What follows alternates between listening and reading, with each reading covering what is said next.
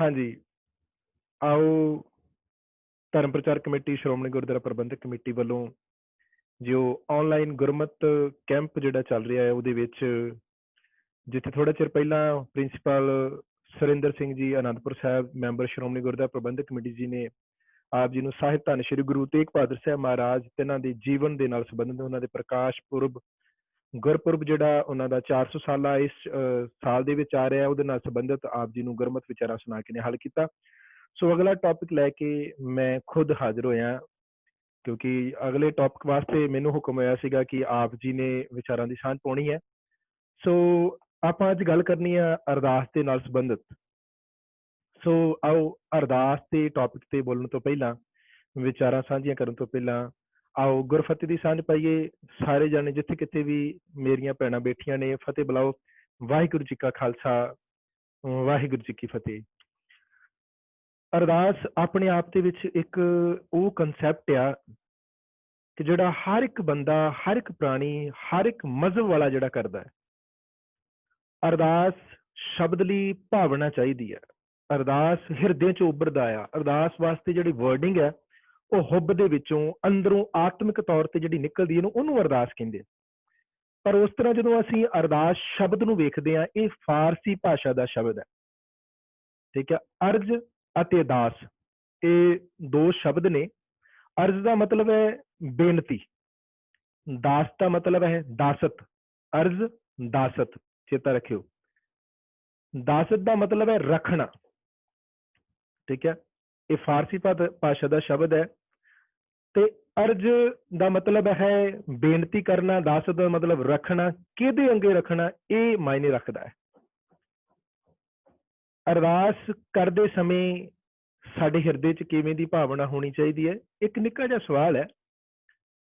ਅਕਸਰ ਤੁਸੀਂ ਵੀ ਅਰਦਾਸ ਕਰਦੇ ਹੋਵੋਗੇ, ਜਦੋਂ ਮੈਂ ਵੀ ਕਰਦਾ ਹਾਂ ਜਾਂ ਅਸੀਂ ਆਸ-ਪਾਸ ਅਰਦਾਸ ਕਰਦੇ ਵੇਖਦੇ ਹਾਂ ਤਾਂ ਆਮ ਕਰਕੇ ਸੁਭਾਵਿਕ ਸਾਡੇ ਸਾਹਮਣੇ ਇੱਕ ਸਵਾਲ ਪੈਦਾ ਹੁੰਦਾ ਕਿ ਅਰਦਾਸ ਕਰਦੇ ਸਮੇਂ, ਕਿਉਂਕਿ ਜਿਹੜੀ ਹੁੰਦੀ ਹੈ ਨਿੱਜ ਦੀ ਅਰਦਾਸ, ਇੱਕ ਹੁੰਦੀ ਹੈ ਸਾਡੀ ਪਰਸਨ, ਜਿਵੇਂ ਅਸੀਂ ਸਵੇਰੇ ਨਿਤਨੇਮ ਕਰਦੇ ਹਾਂ ਉਦੋਂ ਅਰਦਾਸ ਵਿੱਚ ਖੜਦੇ ਹਾਂ। ਇੱਕ ਹੁੰਦਾ ਸੰਗਤੀ ਰੂਪ ਦੇ ਵਿੱਚ ਅਰਦਾਸ ਕਰਨਾ। ਸੰਗਤੀ ਰੂਪ ਵਿੱਚ ਅਰਦਾਸ ਕਰਦੇ ਹੋਏ ਕਿਵੇਂ ਖੜਨਾ ਹੈ। ਤੇ ਸਾਨੂੰ ਕਈ ਵਾਰ ਅਸੀਂ ਆਮ ਸੁਭਾਵਿਕ ਦੇਖਦੇ ਹਾਂ ਕਿ ਬੰਦੇ ਕਈ ਵਾਰੀ ਨਾ ਇਸ ਤਰ੍ਹਾਂ ਦੋ ਹੱਥ ਜਿਹਦੇ ਵਿੱਚ ਉਂਗਲਾਂ ਦੇ ਵਿੱਚ ਉਂਗਲਾਂ ਪਾ ਕੇ ਤੇ ਐ ਕਈ ਵਾਰੀ ਆਪਣੇ ਢਿੱਡ ਤੇ ਜਾਂ ਛਾਤੀ ਤੇ ਜਾਂ ਸਿੱਧੀਆਂ ਬਾਹਾਂ ਥੱਲੇ ਨੂੰ ਕਰ ਦਿੰਦੇ ਨੇ। ਇਹ ਬਿਲਕੁਲ ਗਲਤ ਹੈ ਕਿਉਂਕਿ ਆਪ ਜੀ ਅਧਿਆਪਕ ਸਾਹਿਬਾਨ ਹੋ, ਬਣੇ ਨਹੀਂ ਬਣ ਗਏ ਹੋ। ਸੋ ਅਸੀਂ ਅਗਲੇ ਬੰਨੇ ਪ੍ਰੇਰਨਾ ਕਰਨੀ ਹੈ, ਦੱਸਣਾ ਆ। ਤੇ ਮੈਨੂੰ ਜ਼ਿਆਦਾ ਸਿਆਣੇ ਹੋ ਤੁਸੀਂ, ਫਿਰ ਵੀ ਸਾਨੂੰ ਪਤਾ ਇਸ ਬਾਬਤ। ਪਰ ਜਦੋਂ ਗੁਰਬਾਣੀ ਦਾ ਪ੍ਰਮਾਣ ਪੜ੍ਹਦੇ ਹਾਂ ਤੇ ਸਾਡੀ ਗੱਲ ਕਲੀਅਰ ਹੋ ਜਾਂਦੀ ਹੈ ਕਿ ਹੱਥ ਏਦਾਂ ਨਹੀਂ ਹੋਣੇ ਚਾਹੀਦੇ, ਹੱਥ ਏਦਾਂ ਹੋਣੇ ਚਾਹੀਦੇ। ਗੁਰਬਾਣੀ ਦਾ ਪ੍ਰਮਾਣ ਹੈ, ਜੇ ਯਾਦ ਹੈ ਤੇ ਬਹੁਤ ਵਧੀਆ ਗੱਲ, ਜੇ ਨਹੀਂ ਹੈ ਤੇ ਲਿਖ ਲਿਓ। ਮਾਲਕ ਦੀ ਬਾਣੀ ਦਾ ਬੋਲ ਹੈ, ਦੋਏ ਕਰ ਜੋੜ ਕਰੂੰ ਅਰਦਾਸ।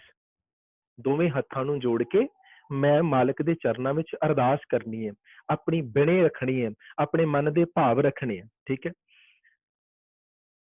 ਦੋਏ ਕਰ ਜੋੜ ਕਰੂੰ ਅਰਦਾਸ। ਦੂਜੀ ਬੇਨਤੀ ਹੈ ਕਿ ਸੰਗਤੀ ਅਰਦਾਸ ਵਿੱਚ ਸਾਨੂੰ ਖੜਨਾ ਚਾਹੀਦਾ। ਜਦੋਂ ਸੰਗਤ ਦੇ ਵਿੱਚ ਅਰਦਾਸ ਹੁੰਦੀ ਹੈ ਨਾ, ਕਿਉਂਕਿ ਇਹ ਯਾਦ ਰੱਖਿਓ, ਕਿਉਂਕਿ ਸੰਗਤ ਦੇ ਵਿੱਚ ਮਾਲਕ ਗੁਰੂ ਆਪ ਪ੍ਰਤੱਖ ਤੌਰ ਤੇ ਵਰਤਦਾ ਹੈ। ਬੰਦਾ ਇਕੱਲਾ ਖੜਾ ਹੋਵੇ, ਅਰਦਾਸ ਕਰਦਾ ਹੋਵੇ, ਸਾਡੀ ਹੁੱਬ ਚੋਂ ਭਾਵਨਾ ਨਿਕਲਦੀ ਹੈ ਨਹੀਂ ਨਿਕਲਦੀ ਹੈ, ਪਰ ਜਦੋਂ ਗੁਰੂ ਕੀ ਸੰਗਤ ਵਿੱਚ ਜਾ ਕੇ ਖੜਦੇ ਆ ਨਾ, ਉਦੋਂ ਅਸੀਂ ਇਕਾਗਰਚਿੱਤ ਹੋ ਕੇ ਦੋਵੇਂ ਹੱਥ ਜੋੜੇ ਹੋਣੇ ਚਾਹੀਦੇ ਆ, ਅੱਖਾਂ ਬੰਦ ਹੋਣੀਆਂ ਚਾਹੀਦੀਆਂ ਤੇ ਮਾਲਕ ਦੇ ਚਰਨਾਂ 'ਚ ਧਿਆਨ ਜੋੜਨਾ। ਕਿਉਂਕਿ ਮਾਲਕ ਕਹਿੰਦੇ ਬਾਣੀ ਦੇ ਅੰਦਰ, ਵਿੱਚ ਸੰਗਤ ਹਰ ਪ੍ਰਭ ਵਸੇ ਜੀਓ। ਸੰਗਤ ਦੇ ਵਿੱਚ ਵਾਹਿਗੁਰੂ ਅਕਾਲ ਪੁਰਖ ਵਸਦਾ ਆ। ਸੰਗਤ ਦੇ ਵਿੱਚ ਜਿਹੜਾ ਸੰਗਤ ਅਰਦਾਸ ਕਰ ਦੇਵੇ, ਮਾਲਕ ਮੋੜ ਨਹੀਂ ਸਕਦਾ। ਹੋ ਸਕਦਾ ਕਿ ਸਾਡੀਆਂ ਮੰਗਾਂ ਕੁਝ ਹੋਣ, ਪਰ ਸੰਗਤ ਦੀ ਮੰਗ ਜਿਹੜੀ ਹੈ ਮਾਲਕ ਨੂੰ ਪੂਰੀ ਕਰਨੀ ਪੈਂਦੀ ਹੈ ਤੇ ਸੰਗਤ ਦੇ ਵਿੱਚ ਤੇ ਮਾਲਕ ਵਸਦਾ ਹੈ। ਫਿਰ ਚੇਤਾ ਰੱਖਿਓ, ਅਰਦਾਸ ਜਦੋਂ ਕੰਨਾਂ 'ਚ ਪੈਂਦੀ ਹੋਵੇ ਨਾ, ਅਸੀਂ ਕਿਤੇ ਵੀ ਹੋਈਏ, ਅਰਦਾਸ ਹੋ ਰਹੀ ਹੋਵੇ ਤੇ ਰੁਕ ਜਾਈਏ। ਅਰਦਾਸ ਸੁਣਦੇ ਸਮੇਂ, ਕਰਦੇ ਸਮੇਂ ਜਿਹੜਾ ਕਰ ਰਿਹਾ ਸਿੰਘ, ਪਰ ਇਹ ਨਹੀਂ ਕਿ ਅਸੀਂ ਅਰਦਾਸ ਦੇ ਵਿੱਚ ਤੁਰੇ ਫਿਰੀਏ ਉਸੇ ਜਗ੍ਹਾ ਤੇ। ਇਹ ਗਲਤ ਹੈ। ਇਹ ਥੋੜਾ ਜਿਹਾ ਨਾ ਸਾਨੂੰ ਨੇਮ ਬਣਾਉਣਾ ਪੈਣਾ ਹੈ। ਜਦੋਂ ਨਾ ਅਸੀਂ ਆਪਣੇ ਮੁਸਲਮਾਨ ਭਰਾਵਾਂ ਨੂੰ ਦੇਖਦੇ ਹਾਂ ਨਾ, ਜਦੋਂ ਨਮਾਜ਼ ਦਾ ਟਾਈਮ ਹੋ ਜਾਂਦਾ, ਕਦੀ ਦੇਖਿਓ, ਕਦੀ ਨਮਾਜ਼ ਦੇ ਟਾਈਮ ਤੇ ਉਹ ਤੁਰਦਾ ਨਹੀਂ, ਸਾਰੇ ਆਪਣੇ ਕਾਰੋਬਾਰ ਕੰਮ ਬੰਦ ਕਰ ਦਿੰਦਾ। कि नहीं नमाज का टाइम हो गया, वो 15-20 मिनट जो 10 मिनट है ना, वो एकाग्र चित होके अपनी नमाज पढ़ेगा। पर अरदास हुंदी होवे ना, ते सानू पता नहीं उदों ही काम सारे सुझदे कि असीं उदों भजदे, कदी इधर जाने कदी उधर जाने। अरदास नूं समझदे नहीं। अरदास साडी बिबलता आ। अरदास विच खड़ के असीं मालक नाल गल्लां करनियां ने। अरदास विच खड़ के असीं अपने अंदर दा रोना उहदे अगे रखना है। अरदास ही एक जरिया है। एक विद्वान होया एमरसन, ਉਹਨੇ ਲਿਖਿਆ, ਕਹਿੰਦਾ परमात्मा हर एक ਦੇ ਹਿਰਦੇ ਵਿੱਚ ਹੈ, ਪਰ ਅਰਦਾਸ ਹਿਰਦੇ ਦੇ ਵਿੱਚ ਹੈ, ਹਿਰਦੇ ਵਿੱਚ परमात्मा। ਕਹਿੰਦਾ ਅਰਦਾਸ ਉਸ परमात्मा ਤੱਕ ਪਹੁੰਚਣ ਦਾ ਜ਼ਰੀਆ ਹੈ। ਐਮਰਸਨ ਇੱਕ ਵਿਦਵਾਨ ਹੈ, ਉਹਨੇ ਇਹ ਗੱਲ ਲਿਖੀ। ਤੇ ਅਰਦਾਸ ਕਰਦੇ ਸਮੇਂ ਜਦੋਂ ਅਸੀਂ ਇਕਾਗਰ ਚਿੱਤ ਹੋਵਾਂਗੇ, ਸਾਡੀਆਂ ਅੱਖਾਂ ਬੰਦ ਹੋਣਗੀਆਂ ਤੇ ਮਾਲਕ ਦੇ ਦਰ ਤੇ ਸਾਡੀ ਅਰਦਾਸ ਪ੍ਰਵਾਨ ਹੋਏਗੀ। ਆਮ ਜਦੋਂ ਮੈਂ ਕਲਾਸ ਬੱਚਿਆਂ ਦੀ ਲੈਣਾ ਹੁੰਦਾ, ਤੇ ਮੈਂ ਇੱਕ ਗੱਲ ਜ਼ਰੂਰ ਕਹਿਣਾ ਹੁੰਦਾ, ਸਿਮਰਨ ਕਰਦੇ ਸਮੇਂ ਅੱਖਾਂ ਬੰਦ ਹੋਣੀਆਂ ਚਾਹੀਦੀਆਂ। ਪਰ ਚੇਤਾ ਰੱਖਿਓ, ਜਦੋਂ ਅਸੀਂ ਦੁਨਿਆਵੀ ਤੌਰ ਤੇ ਕੋਈ ਗੱਡੀ ਚਲਾਉਂਦੇ ਹਾਂ ਨਾ, ਕੋਈ ਕਾਰ ਚਲਾਉਂਦੇ ਹਾਂ, ਸਾਡੀਆਂ ਅੱਖਾਂ ਖੁੱਲੀਆਂ ਹੋਣੀਆਂ ਚਾਹੀਦੀਆਂ, ਕਿਉਂਕਿ ਅੱਖਾਂ ਬੰਦ ਹੋਣਗੀਆਂ ਤਾਂ ਸਾਡਾ ਐਕਸੀਡੈਂਟ ਹੋਏਗਾ। ਪਰ ਜਦੋਂ ਅਧਿਆਤਮਿਕ ਤੌਰ ਤੇ ਅਸੀਂ ਸਿਮਰਨ ਕਰਨਾ ਜਾਂ ਅਰਦਾਸ ਕਰਨੀ ਆ, ਉਦੋਂ ਅੱਖਾਂ ਬੰਦ ਹੋਣੀਆਂ ਚਾਹੀਦੀਆਂ, ਉਦੋਂ ਖੁੱਲ੍ਹਣੀਆਂ ਹੋਣੀਆਂ ਚਾਹੀਦੀਆਂ। ਸੰਸਾਰਿਕ ਤੌਰ ਤੇ ਕੋਈ ਡਰਾਈਵਰ ਕੋਈ ਗੱਡੀ ਚਲਾਉਂਦਿਆਂ ਅੱਖਾਂ ਬੰਦ ਕਰਦਾ ਆ ਤੇ ਉਹਦਾ ਐਕਸੀਡੈਂਟ ਹੁੰਦਾ। ਅਧਿਆਤਮਿਕ ਤੌਰ ਤੇ ਜਦੋਂ ਡਰਾਈਵਰ ਉਹ ਅਭਿਆਸੀ ਅੱਖਾਂ ਖੋਲ ਕੇ ਗੱਲ ਕਰਦਾ, ਉਦੋਂ ਐਕਸੀਡੈਂਟ ਉਦੋਂ ਹੁੰਦਾ। ਇਸ ਕਰਕੇ ਅਰਦਾਸ ਕਰਦੇ ਸਮੇਂ ਅੱਖਾਂ ਬੰਦ ਹੋਣੀਆਂ ਬੜੀਆਂ ਜ਼ਰੂਰੀ ਹੈ, ਕਿਉਂਕਿ ਇਹ ਦੁਨਿਆਵੀ ਅੱਖਾਂ ਬੰਦ ਹੋਣਗੀਆਂ, ਅਧਿਆਤਮਿਕ ਅੱਖਾਂ ਖੁੱਲਣਗੀਆਂ। ਫਿਰ ਉਹ ਸੱਚਖੰਡ ਦਾ ਰਾਹ, ਵਾਹਿਗੁਰੂ ਦੇ ਦਰ ਦਾ ਰਾਹ ਜਿਹੜਾ ਖੁੱਲਦਾ ਆ। ਫਿਰ ਜਿਹੜਾ ਅਭਿਆਸੀ ਹੈ ਉਹ ਉਹਦੇ ਦਰ ਤੇ ਪਹੁੰਚ ਕੇ ਅਰਦਾਸ ਰੱਖਦਾ, ਆਪਣੇ ਮਨ ਦੀ ਬਿਬਲਤਾ ਰੱਖਦਾ ਆ, ਮਾਲਕ ਸੁਣਦਾ ਆ। ਇੱਕ ਦੂਜੀ ਗੱਲ, ਅਰਦਾਸ ਕਰਦੇ ਸਮੇਂ ਅਗਲਾ ਪੁਆਇੰਟ ਜ਼ਰੂਰ ਲਿਖਿਓ, ਵਿਸ਼ਵਾਸ ਹੋਣਾ ਚਾਹੀਦਾ ਹੈ। ਵਿਸ਼ਵਾਸ। ਤੇ ਇਹਦੇ ਨਾਲ ਮੈਂ ਸੰਬੰਧਿਤ ਇੱਕ ਗੱਲ ਤੁਹਾਨੂੰ ਸੁਣਾਉਣ ਲੱਗਾ। ਜਿਹਦਾ ਵਿਸ਼ਵਾਸ ਹੈ ਨਾ, ਵਿਸ਼ਵਾਸ ਇੰਨੀ ਕੁ ਪੱਕੀ ਦ੍ਰਿੜ ਹੋਣਾ ਚਾਹੀਦਾ ਕਿ ਬੰਦਾ ਆਖੇ ਕਿ ਨਹੀਂ, ਆਹ ਚੀਜ਼ ਸੱਚ ਹੈ ਤੇ ਉਹ ਸੱਚ ਹੀ ਹੈ। ਜਦੋਂ ਸੱਚੇ ਪਾਤਸ਼ਾਹ ਗੁਰੂ ਗੋਬਿੰਦ ਸਿੰਘ ਮਹਾਰਾਜ ਕਹਿੰਦਾ ਕਿ 1.25 ਲੱਖ ਨਾਲ ਲੜਨਾ ਹੈ, ਠੀਕ ਹੈ ਦਾਤਾ, 1.25 ਲੱਖ ਨਾਲ ਲੜਾਂਗੇ। ਜਦੋਂ ਦਾਤੇ ਨੇ ਕਹਿ ਦਿੱਤਾ ਬਈ ਤੂੰ ਜਾ ਕੇ ਹਾਥੀ ਦਾ ਮੁਕਾਬਲਾ ਕਰਨਾ ਹੈ, ਪਾਤਸ਼ਾਹ ਠੀਕ ਹੈ ਕਰਾਂਗਾ। ਇੰਨਾ ਜ਼ਿਆਦਾ ਆਪਣੇ ਗੁਰੂ ਤੇ ਵਿਸ਼ਵਾਸ ਹੋਣਾ ਚਾਹੀਦਾ ਕਿ ਗੁਰੂ ਜਿਹੜਾ ਹੈ ਨਾ, ਹਾਥੀਆਂ ਦੇ ਨਾਲ ਵੀ ਆਪਣੇ ਸਿੱਖਾਂ ਨੂੰ, ਸਿੰਘਾਂ ਨੂੰ ਲੜਾ ਦਿੰਦਾ। ਇੰਨਾ ਅਕੀਦਾ ਹੋਣਾ ਚਾਹੀਦਾ, ਦ੍ਰਿੜ ਵਿਸ਼ਵਾਸ ਹੋਣਾ ਚਾਹੀਦਾ। ਅੱਜ ਡਗਮਗਾ ਜਾਂਦਾ ਵਿਸ਼ਵਾਸ। ਤੁਸੀਂ ਤੱਕਿਓ, ਆਪਾਂ ਨੂੰ ਕਈ ਵਾਰੀ ਸੁਣਨ ਨੂੰ ਮਿਲਦਾ ਹੈ, ਮੈਂ ਅਰਦਾਸ ਕਰਵਾਈ ਸੀ, ਮੇਰੀ ਅਰਦਾਸ ਸੁਣੀ ਨਹੀਂ ਗਈ। ਇਹਦਾ ਮਤਲਬ ਜੇ ਸੁਣੀ ਨਹੀਂ ਗਈ, ਉਹ ਭਾਵਨਾ ਕੁਝ ਹੋਰ ਹੋਏਗੀ, ਇਕਾਗਰਤਾ ਨਹੀਂ ਹੋਏਗੀ, ਦ੍ਰਿੜ ਵਿਸ਼ਵਾਸ ਨਹੀਂ ਹੋਏਗਾ। ਦ੍ਰਿੜਤਾ ਚਾਹੀਦੀ ਹੈ। ਜਿਵੇਂ ਇੱਕ ਨਾ ਆਮ ਅਸੀਂ ਇੱਕ ਗਾਥਾ ਸੁਣਦੇ ਹਾਂ, ਇੱਕ ਪਿੰਡ ਦੇ ਵਿੱਚ ਨਾ ਕਾਲ ਪੈ ਗਿਆ, ਮੀਂਹ ਨਾ ਪਿਆ। ਜਦੋਂ ਬੰਜਰ ਜ਼ਮੀਨ ਹੋ ਗਈ, ਫਿਰ ਪਿੰਡ ਦੇ ਇਲਾਕੇ ਨੇ ਸੋਚਿਆ, ਉਸ ਪਤਵੰਤੇ ਲੋਕਾਂ ਨੇ ਸੋਚਿਆ ਕਿ ਚਲੋ ਰੱਬ ਅੱਗੇ ਇੱਕ ਬੇਨਤੀ ਕਰੀਏ, ਅਰਦਾਸ ਕਰੀਏ ਕਿ ਸਾਡੇ ਇਲਾਕੇ ਦੇ ਵਿੱਚ ਬਾਰਿਸ਼ ਪੈ ਜਾਵੇ। ਸਾਰੇ ਲੋਕਾਂ ਨੂੰ, ਪਿੰਡ ਵਾਲਿਆਂ ਨੂੰ ਕਿਹਾ ਕਿ ਖੁੱਲੇ ਮੈਦਾਨ ਵਿੱਚ ਆਪਾਂ ਰਲ ਕੇ ਜਾਣਾ ਹੈ। ਇਸ ਬਾਬਤ ਤੁਸੀਂ ਚੰਗੀ ਤਰ੍ਹਾਂ ਇਹਨੂੰ ਸੁਣਿਆ। ਸਾਰੇ ਲੋਕ ਇਕੱਠੇ ਹੋ ਕੇ ਖੁੱਲੇ ਮੈਦਾਨ ਵਿੱਚ ਆ ਗਏ। ਇੱਕ ਛੋਟੀ ਜਿਹੀ ਬੱਚੀ, ਉਹ ਵੀ ਘਰੋਂ ਤੁਰੀ ਤੇ ਹੱਥ ਵਿੱਚ ਉਹਦੇ ਛਤਰੀ ਸੀ, ਅਮਰੇਲਾ ਸੀ, ਉਹ ਵੀ ਤੁਰੀ ਜਾ ਰਹੀ। ਤੁਰੀ ਜਾਂਦੀ ਤੇ ਜਦੋਂ ਮੈਦਾਨ ਦੇ ਵਿੱਚ ਪਹੁੰਚੀ, ਉਹ ਬੱਚੀ ਛੋਟੀ ਜੀ ਸਭ ਤੋਂ ਅੱਗੇ ਹੋ ਗਈ। ਬਜ਼ੁਰਗ ਉਹਨੂੰ ਪੁੱਛਣ ਲੱਗੇ, ਬੇਟੀ ਆ ਕਾਹਦੇ ਲਈ ਲੈ ਕੇ ਆਇਆ ਛੱਤ?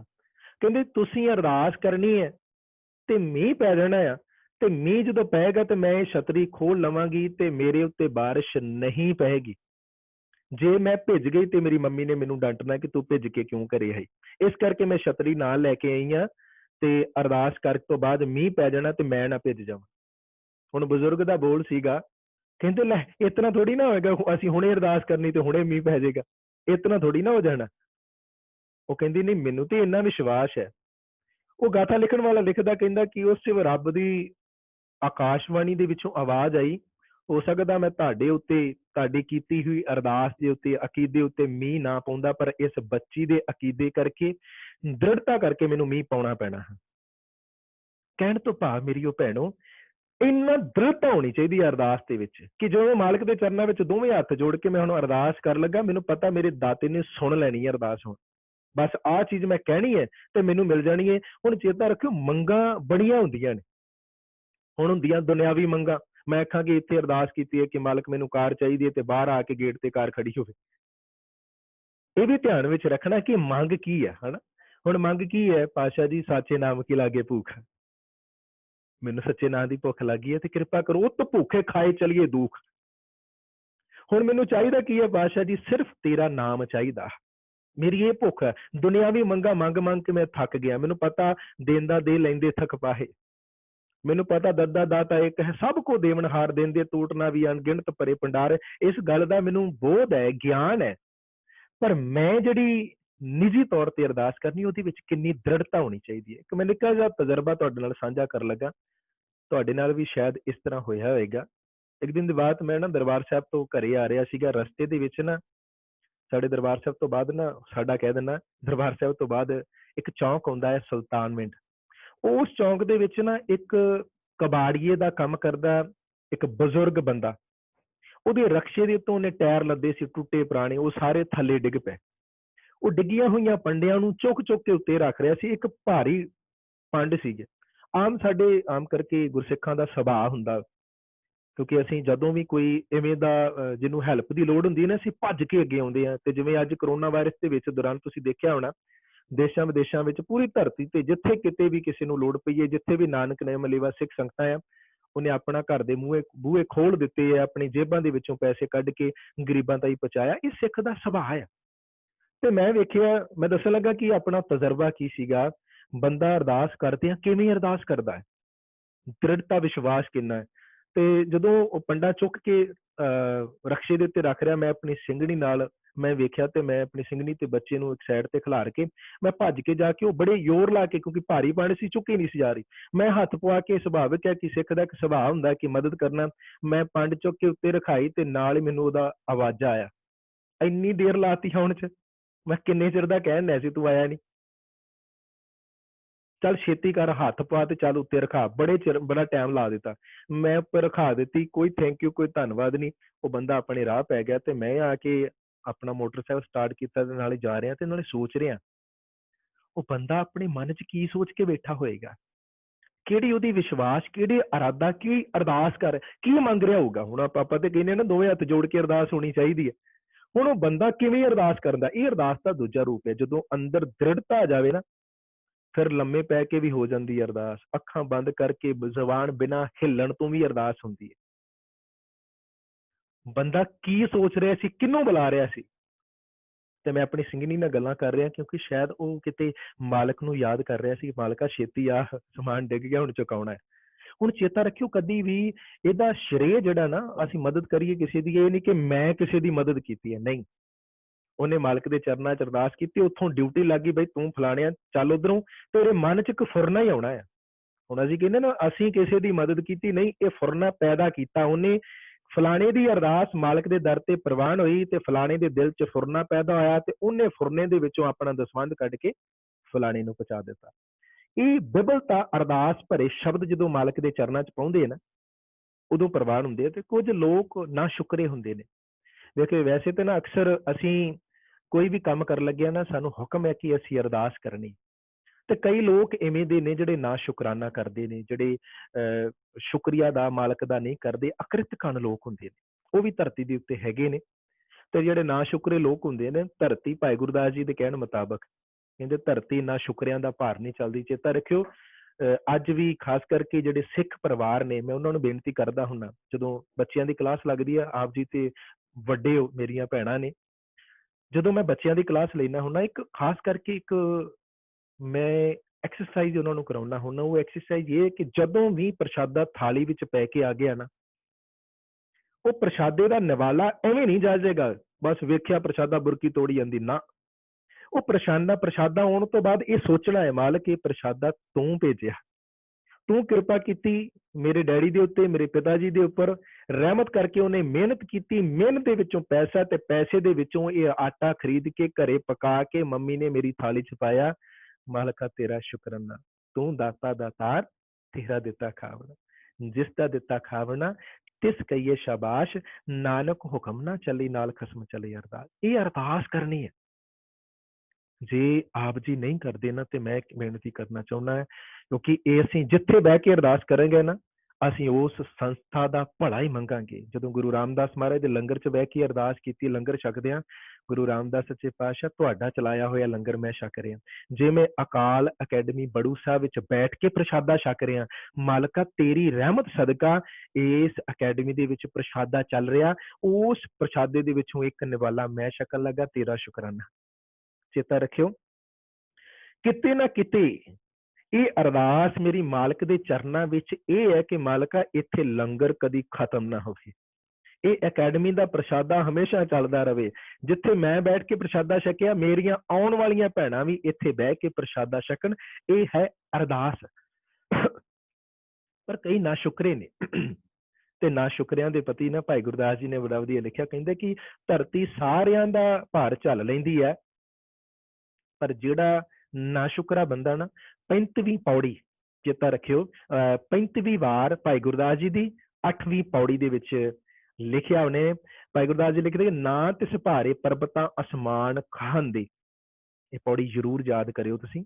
ਭਾਈ ਗੁਰਦਾਸ ਜੀ ਕਹਿੰਦੇ, ਨਾ ਤਿਸ ਭਾਰੇ ਪਰਬਤਾਂ ਅਸਮਾਨ ਕਹੰਦੇ, ਨਾ ਤਿਸ ਭਾਰੇ ਕੋਟ ਗੜ ਘਰ ਬਾਰ ਦਸਾਂਦੇ। ਕਹਿੰਦੇ ਕਿ ਧਰਤੀ ਨੂੰ ਨਾ ਤੇ ਪਰਬਤਾਂ ਦਾ ਭਾਰ ਹੈ, ਨਾ ਧਰਤੀ ਦੇ ਉੱਤੇ ਕੋਟਗੜ ਜਿੰਨੇ ਵੱਡੇ ਵੱਡੇ ਮਹਿਲ ਛੱਤੇ ਉਹਨਾਂ ਦਾ ਭਾਰ ਹੈ, ਨਾ ਤਿਸ ਭਾਰੇ ਸਾਰਿਆਂ ਨਦ ਨਾਹ ਵਹਾਂਦੇ। ਇੰਨੀਆਂ ਨਦੀਆਂ ਸਮੁੰਦਰ ਵਗਦੇ ਪਏ ਨੇ ਧਰਤੀ ਤੇ, ਨਾ ਧਰਤੀ ਨੂੰ ਇਹਨਾਂ ਦਾ ਭਾਰ ਹੈ, ਨਾ ਤਿਸ ਭਾਰੇ ਤਰਵਰਾਂ ਫਲ ਸਫਲ ਵਸੰਦੇ ਫਲੰਦੇ। ਕਹਿੰਦੇ ਕਿ ਇੰਨੇ ਵੱਡੇ ਇਸ ਧਰਤੀ ਦੇ ਉੱਤੇ ਫਲ ਨੇ, ਇੰਨੇ ਜਦੇ ਇੱਥੇ ਧਰਤੀ ਦੇ ਉੱਤੇ ਸਮੇਰ ਵਰਗੇ ਪਰਬਤ ਨੇ, ਇੰਨੇ ਇੰਨੇ ਵੱਡੇ ਪਹਾੜ ਨੇ, ਉਹਨਾਂ ਦਾ ਭਾਰ ਨਹੀਂ ਧਰਤੀ ਤੇ। ਅੱਗੇ ਭਾਈ ਗੁਰਦਾਸ ਜੀ, ਨਾ ਤਿਸ ਭਾਰੇ ਜੀ ਜੰਤ ਅਗਣੰਤ ਫਿਰੰਦੇ। ਅਨੇਕਾਂ ਹੀ ਜੀਵ ਜੰਤ ਇਸ ਧਰਤੀ ਤੇ ਫਿਰਦੇ ਨੇ, ਉਹਨਾਂ ਦਾ ਭਾਰ ਨਹੀਂ। ਫਿਰ ਅੱਗੇ ਭਾਈ ਗੁਰਦਾਸ ਜੀ ਅਖੀਰ ਤੇ ਲਿਖਦੇ, ਕਹਿੰਦੇ ਭਾਰੇ ਭੁਈ ਅਕ੍ਰਿਤ ਕਣ ਮੰਦੀ ਹੋ ਮੰਦੇ। ਕਹਿੰਦੇ ਅਕ੍ਰਿਤ ਕਣ ਜਿਹੜੇ ਲੋਕ ਨੇ, ਨਾ ਸ਼ੁਕਰਾਨਾ ਕਰਨ ਵਾਲੇ, ਨਾ ਸ਼ੁਕਰੀਆ ਅਦਾ ਕਰਨ ਵਾਲੇ ਜਿਹੜੇ ਲੋਕ ਨੇ, ਧਰਤੀ ਉਹਨਾਂ ਦਾ ਭਾਰ ਨਹੀਂ ਚੱਲਦੀ। ਚੇਤਾ ਰੱਖਿਓ, ਸ਼ੁਕਰਾਨਾ ਤੇ ਬੜੇ ਕਰਨ ਦੀ ਲੋੜ ਹੈ। ਅਸੀਂ ਤੇ ਮੰਗਦੇ ਦਾਤੇ ਕੋਲ ਇੰਨਾ ਕੁ ਜ਼ਿਆਦਾ ਆ, ਪਰ ਪਾਤਸ਼ਾਹ ਜੀ ਕਹਿੰਦੇ ਨੇ ਪਹਿਲੀਆਂ ਚੀਜ਼ਾਂ ਹੋਏ ਦਿੱਤਿਆਂ ਨੂੰ ਤਾਂ ਸ਼ੁਕਰਾਨਾ ਨਹੀਂ ਕਰਦਾ। ਸੁਖਮਨੀ ਸਾਹਿਬ ਚ ਤੁਸੀਂ ਪੜ੍ਹਦੇ ਹੋਣੇ, 10 ਵਸਤੂ ਲੈ ਪਾਸੇ ਪਾਵੇ, ਏਕ ਵਸਤ ਕਾਰਨ ਬਿਖੋਟ ਗਵਾਵੇ, ਏਕ ਭੀ ਨਾ ਦੇ 10 ਭੀ ਹਿਰ ਲੈ, ਤਾਂ ਮੂੜਾ ਕੋ ਕਾਹੇ ਕਰੇ। ਬਈ ਫਿਰ ਕੀ ਕਰੇਗਾ? ਅੱਜ ਤੂੰ ਲੜਦਾ ਆ ਵਾਹਿਗੁਰੂ ਦੇ ਨਾਲ, ਬਈ ਤੂੰ ਮੇਰੀ ਫਲਾਣੀ ਮੰਗ ਨਹੀਂ ਪੂਰੀ ਕੀਤੀ, ਜਿਹੜੀਆਂ ਪਹਿਲੀਆਂ ਦਿੱਤੀਆਂ ਹੋਈਆਂ ਦਾਤਾਂ ਵੀ ਉਹਦਾ ਤੇ ਸ਼ੁਕਰਾਨਾ ਨਹੀਂ ਹੈਗਾ। ਸਵੇਰੇ ਉੱਠਿਆ, ਉੱਠਣ ਸਾਰ ਕੋਈ ਸ਼ੁਕਰਾਨਾ ਹੋਇਆ, ਮਾਲਕਾ ਤੇਰਾ ਸ਼ੁਕਰਾਨਾ, ਤੇਰੇ ਦਿੱਤੇ ਹੋਏ ਸਾਹ ਅਜੇ ਵੀ ਸਰੀਰ 'ਚ ਚੱਲ ਰਹੇ ਨੇ। ਮਾਲਕ ਤੇਰਾ ਸ਼ੁਕਰਾਨਾ, ਇਹਨਾਂ ਅੱਖਾਂ ਦੇ ਨਾਲ ਮੈਂ ਸੰਸਾਰ ਨੂੰ ਦੇਖ ਰਿਹਾ। ਵਾਹਿਗੁਰੂ ਜੀ ਤੇਰਾ ਕੋਟਾਨ ਕੋਟ ਸ਼ੁਕਰਾਨਾ, ਇਸ ਰਸਨਾ ਨਾਲ ਮੈਂ ਗਾ ਰਿਹਾ। ਨਹੀਂ ਤੇ ਅਨੇਕਾਂ ਲੋਕ ਧਰਤੀ ਤੇ ਜਿਹੜੇ ਬੋਲਣਾ ਚਾਹੁੰਦੇ ਆ ਪਰ ਬੋਲ ਨਹੀਂ ਸਕਦੇ। ਮੇਰੇ ਕੰਨਾਂ ਦੀ ਜੋਤ ਅਜੇ ਚੱਲ ਰਹੀ ਹੈ, ਮੈਂ ਸੁਣ ਰਿਹਾ ਤੇਰਾ ਸ਼ੁਕਰਾਨਾ। ਪਰ ਮੈਂ ਇਹਦਾ ਸ਼ੁਕਰਾਨਾ ਕਰਨ ਦੀ ਬਜਾਏ ਆਪਣੇ ਕੰਨਾਂ ਨੂੰ ਗਲਤ ਰਾਹ ਤੇ ਪਾਇਆ ਹੋਇਆ, ਚੁਗਲੀਆਂ ਵਿੱਚ ਪਾਇਆ ਹੋਇਆ, ਦਵੈਖ ਵਿੱਚ ਪਾਇਆ ਹੋਇਆ, ਮਾੜੇ ਗਾਣੇ ਗੀਤਾਂ ਦੇ ਵਿੱਚ ਪਾਇਆ ਹੋਇਆ। ਇਹ ਨਹੀਂ ਕਿ ਸੱਚੇ ਪਾਤਸ਼ਾਹ ਜੀ ਦਾ ਸ਼ੁਕਰਾਨਾ ਕਰਾਂ। ਇਸ ਦੇਹ ਦਾ, ਜਿਹੜੀ ਮੈਨੂੰ ਦੇਹ ਅਰੋਗਤਾ ਮਿਲੀ ਹੈ, ਪਾਤਸ਼ਾਹ ਇਹਦਾ ਸ਼ੁਕਰਾਨਾ। ਹੁਣ ਚੇਤਾ ਰੱਖਿਓ, ਮਾਲਕ ਕੋਲੋਂ ਮੰਗਣਾ ਕੀ ਹੈ? ਗੁਰਬਾਣੀ ਦਾ ਇੱਕ ਪ੍ਰਮਾਣ ਹੈ, ਲਿਖ ਲਿਓ, ਵੈਸੇ ਤਾਂ ਇਹ ਯਾਦ ਹੋਏਗਾ ਸਾਰਿਆਂ ਨੂੰ, ਵਿਣ ਤੁਧ ਹੋਰ ਜੇ ਮੰਗਣਾ, ਸਿਰ ਦੁੱਖਾਂ ਕੈ ਦੁੱਖ। ਜਿਹੜੀਆਂ ਚੀਜ਼ਾਂ ਹੋਰ ਮੰਗਦੇ ਹਨ, ਪਾਤਸ਼ਾਹ ਜੀ ਕਹਿੰਦੇ ਦੁੱਖ ਨੇ। ਜਿਹੜੀਆਂ ਚੀਜ਼ਾਂ ਵੀ ਤੂੰ ਮੰਗੇਗਾ, ਵਿਣ ਤੁਧ ਹੋਰ ਜੇ ਮੰਗਣਾ, ਸਿਰ ਦੁੱਖਾਂ ਕੈ ਦੁੱਖ, ਦੇਹ ਨਾਮ ਸੰਤੋਖਿਆ, ਉਤਰੇ ਮਨ ਕੀ ਭੁੱਖ। ਮੇਰੇ ਮਨ ਦੀਆਂ ਸਾਰੀਆਂ ਭੁੱਖਾਂ ਲੱਖ ਜਾਣ, ਮੈਨੂੰ ਦਾਤਾ ਨਾਮ ਦੀ ਇੱਕ ਦਾਤ, ਇੱਕ ਕਣੀ ਦੇ ਦੇ। ਅਸੀਂ ਮਾਲਕ ਕੋਲ ਬੜਾ ਕੁਝ ਮੰਗਦੇ ਆ, ਪਰ ਉਹ ਨਹੀਂ ਮੰਗਦੇ ਜਿਹੜਾ ਮਾਲਕ ਕੋਲ ਚਾਹੀਦਾ ਹੈ। ਮੈਂ ਇੱਕ ਛੋਟੀ ਜਿਹੀ ਗੱਲ ਸੁਣਾਉਣ ਲੱਗਾ, ਵੈਸੇ ਤੁਸੀਂ ਟੀਚਰ ਸਾਹਿਬਾਨ ਹੋ ਤੇ ਗੱਲ ਨੋਟ ਕਰਿਓ, ਬੱਚਿਆਂ ਨੂੰ ਸੁਣਾਉਣ ਦੇ ਵਿੱਚ ਇਹ ਬਹੁਤ ਕਾਰਗਰ ਹੋਏਗੀ। ਰਾਜੇ ਦੇ ਘਰ ਨਾ ਔਲਾਦ ਨਹੀਂ ਸੀ। ਉਹਨੇ ਮਾਲਕ ਵਾਹਿਗੁਰੂ ਅਕਾਲ ਪੁਰਖ ਅੱਗੇ ਅਰਦਾਸ ਕੀਤੀ ਕਿ ਮੇਰੇ ਘਰ ਬੇਟਾ ਹੋਵੇ ਤੇ ਮੈਂ ਆਪਣੀ ਪ੍ਰਜਾ ਦੇ ਵਿੱਚ ਨਾ ਭੰਡਾਰਾ ਖੋਲਾਂਗਾ। ਵਾਹਿਗੁਰੂ ਅਕਾਲ ਪੁਰਖ ਨੇ ਉਹਦੀ ਅਰਦਾਸ ਸੁਣ ਲਈ। ਅਰਦਾਸ ਸੁਣਨ ਤੋਂ ਬਾਅਦ ਉਹਨੇ ਭੰਡਾਰਾ ਮੂੰਹ ਖੋਲ ਦਿੱਤਾ ਤੇ ਇਹ ਕਿਹਾ, ਮੈਂ ਜਿਹੜੀ ਚੀਜ਼ ਚਾਹੇ ਨੂੰ ਚਾਹੀਦੀ ਆ ਕੇ ਉਂਗਲ ਲਾਇਓ ਤੇ ਉਹਨੂੰ ਮਿਲ ਜਾਏਗੀ, ਬੋਲਣ ਦੀ ਲੋੜ ਨਹੀਂ ਹੈ ਤੁਹਾਨੂੰ। ਸਾਰੇ ਲੋਕ ਆਏ, ਜਿਹਨੂੰ ਜਿਹੜੀ ਚੀਜ਼ ਚਾਹੀਦੀ, ਜਿਹੜੀ ਸ਼ੈ ਚਾਹੀਦੀ, ਉਹਨੇ ਉਂਗਲ ਲਾਈ, ਉਹਨੇ ਖੋਲਤੀ। ਸਵੇਰ ਤੋਂ ਦੁਪਹਿਰਾਂ ਤੱਕ ਉਹਦਾ ਇੱਕ ਖਜ਼ਾਨਾ ਅਜੇ ਅੱਧਾ ਵੀ ਖਾਲੀ ਨਹੀਂ ਹੋਇਆ। ਪਤਾ ਨਹੀਂ ਕਿੰਨੇ ਖਜ਼ਾਨੇ ਸੀ ਉਹਦੇ ਕੋਲ, ਅਜੇ ਅੱਧਾ ਵੀ ਨਹੀਂ ਹੋਇਆ ਖਾਲੀ। ਇੱਕ ਛੋਟਾ ਜਿਹਾ ਬੱਚਾ ਉਸ ਜਿੱਥੇ ਭੰਡਾਰਾ ਵੰਡਿਆ ਜਾ ਰਿਹਾ ਸੀ ਉੱਥੇ ਆ ਕੇ ਖੜਾ ਸੀ ਤੇ ਰਾਜਾ ਇਹ ਵੇਖ ਰਿਹਾ ਸੀਗਾ। ਰਾਜੇ ਨੇ ਦੇਖਿਆ ਕਿ ਇੱਕ ਛੋਟਾ ਜਿਹਾ ਬੱਚਾ ਜਿਹੜਾ ਕੁਛ ਨਹੀਂ ਕਹਿ ਰਿਹਾ, ਇਹਨੂੰ ਚਾਹੀਦਾ ਕੀ ਹੈ? ਉਹਨੇ ਆਪਣਾ ਸਿਪਾਹੀ ਭੇਜਿਆ, ਕਹਿੰਦਾ ਜਾ ਵੀ ਇਹਨੂੰ ਬੁਲਾ ਕੇ ਲੈ ਕੇ ਆ, ਇਹਨੂੰ ਚਾਹੀਦਾ ਕੀ ਹੈ। ਉਹ ਬੱਚਾ ਗਿਆ, ਸਿਪਾਹੀ ਗਿਆ, ਬੱਚੇ ਨੂੰ ਨਾਲ ਲੈ ਕੇ ਰਾਜੇ ਦੇ ਕੋਲ ਪਹੁੰਚਿਆ। ਫਿਰ ਰਾਜੇ ਨੇ ਕਿਹਾ, ਬਈ ਤੈਨੂੰ ਚਾਹੀਦਾ ਕੀ ਹੈ, ਤੂੰ ਬੜੇ ਚਿਰ ਦਾ ਖੜਾ ਹੈ, ਜਿਹੜੀ ਸ਼ੈ ਚਾਹੀਦੀ ਹੈ ਤੂੰ ਉਂਗਲ ਲਾ, ਤੈਨੂੰ ਬੋਲਣ ਦੀ ਵੀ ਲੋੜ ਨਹੀਂ। ਬੱਚਾ ਬੋਲਿਆ, ਕਹਿੰਦਾ ਰਾਜਨ ਮੈਨੂੰ ਸ਼ੈ ਚਾਹੀਦੀ ਹੈ, ਪਰ ਮੇਰੀ ਮੰਗ ਤੋਂ ਬਾਅਦ ਤੂੰ ਮੇਰੀ ਮੰਗ ਪੂਰੀ ਨਹੀਂ ਕਰ ਸਕਣੀ, ਤੂੰ ਡਰ ਜਾਣਾ, ਤੇਰਾ ਕੁਝ ਨਹੀਂ ਰਹਿਣਾ ਬਾਅਦ ਵਿੱਚ। ਬੜਾ ਡਰ ਗਿਆ, ਕਹਿੰਦਾ ਕੀ ਮੰਗੇਗਾ ਤੂੰ ਮੇਰੇ ਕੋਲ। ਕਹਿੰਦਾ ਜਿਹੜੀ ਮੈਂ ਮੰਗ ਮੰਗਣੀ ਉਸ ਤੋਂ ਬਾਅਦ ਤੇਰਾ ਕੁਝ ਨਹੀਂ ਰਹਿਣਾ। ਕਹਿੰਦਾ ਕਿਹੜਾ ਖਜ਼ਾਨਾ ਮੰਗਣਾ ਚਾਹੁੰਦਾ ਆ, ਕਿਹੜੀ ਜਾਇਦਾਦ ਮੰਗਣੀ ਚਾਹੁੰਦਾ ਆ। ਕਹਿੰਦਾ ਮੈਨੂੰ ਨਾ ਤੇਰੀ ਜਾਇਦਾਦ ਚਾਹੀਦੀ ਹੈ, ਨਾ ਆ ਭੰਡਾਰਾ ਚਾਹੀਦਾ, ਇਹ ਕੁਛ ਨਹੀਂ ਚਾਹੀਦਾ, ਨਾ ਤੇਰੇ ਹੀਰੇ ਜਵਾਹਰਾਤ ਕੁਛ ਨਹੀਂ, ਨਾ ਤੇਰਾ ਮਹਿਲ ਚਾਹੀਦਾ, ਪਰ ਜਿਹੜੀ ਮੈਂ ਮੰਗ ਮੰਗਣੀ ਉਸ ਤੋਂ ਬਾਅਦ ਤੇਰਾ ਕੁਛ ਨਹੀਂ ਰਹਿਣਾ। ਰਾਜਾ ਡਰ ਗਿਆ, ਫਿਰ ਵੀ ਕਹਿੰਦਾ ਨਹੀਂ, ਮੈਂ ਕਾਲ ਕੀਤਾ ਹੈ, ਵਾਅਦਾ ਕੀਤਾ ਹੈ, ਜਿਹੜੀ ਤੂੰ ਮੰਗੇਗਾ ਚੀਜ਼ ਉਂਗਲ ਲਾਉਣੀ ਹੈ ਤੇਰੀ ਹੋ ਜਾਏਗੀ। ਹੁਣ ਦੇਖੋ ਸਾਡੀਆਂ ਵੀ ਮੰਗਾਂ ਹੁੰਦੀਆਂ, ਅਸੀਂ ਵਾਹਿਗੁਰੂ ਅਕਾਲ ਪੁਰਖੋਂ ਮੰਗਦੇ ਹਾਂ, ਸਾਨੂੰ ਆਹ ਦੇ ਦੇ, ਸਾਨੂੰ ਉਹ ਦੇ ਦੇ, ਪਰ ਉਸ ਬੱਚੇ ਨੇ ਕੀ ਮੰਗਿਆ। ਉਹ ਕਹਿੰਦਾ ਰਾਜਨ ਮੈਨੂੰ ਕੁਝ ਨਹੀਂ ਚਾਹੀਦਾ, ਮੈਨੂੰ ਬਸ ਮੈਂ ਉਂਗਲ ਲਾਉਣ ਲੱਗਾ, ਮੈਨੂੰ ਉਹ ਸ਼ੈ ਮਿਲ ਜਾਵੇ, ਮੈਂ ਤੈਨੂੰ ਉਂਗਲ ਲਾਉਣਾ, ਮੈਨੂੰ ਤੂੰ ਚਾਹੀਦਾ। ਦੇਖੋ ਇਹਦੇ ਵਿੱਚ ਸਿੱਖਿਆ ਕੀ ਹੈ। ਰਾਜੇ ਨੂੰ ਉਂਗਲ ਲਾਈ, ਰਾਜਾ ਮੇਰਾ ਤੂੰ ਹੋ ਜਾ।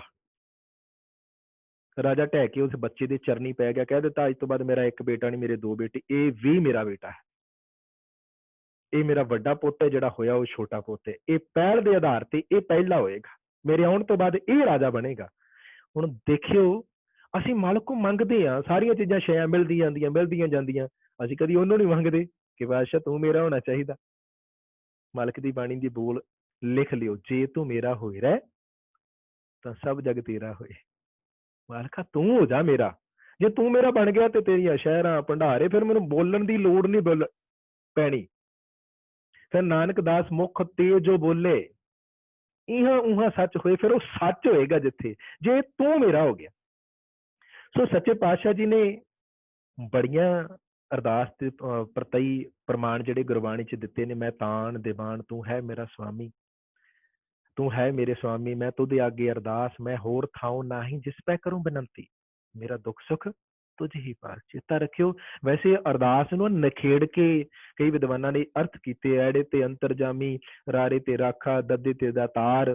ਠੀਕ ਹੈ, ਲਿਖਣਾ ਤੇ ਆਪ ਜੀ ਲਿਖ ਸਕਦੇ ਹੋ, ਸੱਸੇ ਤੇ ਸਹਾਰਾ, ਅੰਤਰਜਾਮੀ, ਰਾਖਾ, ਦਾਤਾਰ, ਸਹਾਰਾ, ਇਹ ਅਰਦਾਸ ਦੇ ਅੱਖਰਾਂ ਦੇ ਮਤਲਬ ਨੇ।